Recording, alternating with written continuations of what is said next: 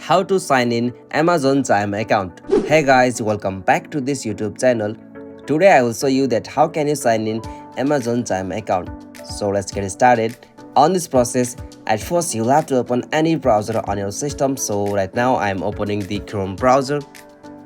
Alright, so after you open the browser, in the search field you'll have to search for Amazon Chime, and after you search it you'll be able to see search interface. So from here you'll have to go with the option first one, which will say app.chime.aws. so simply you have to tap on that URL.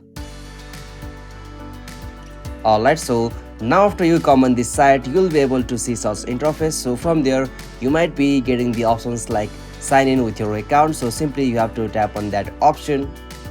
And now after you tap on that you'll be redirected to this site here. So from here you'll have to sign in with your Amazon account, or you can also create your Amazon account by tapping on this create your Amazon account options. So simply after you complete the procedure from here you'll be able to sign in Amazon Chime account on your device. So this is the easiest and simplest process.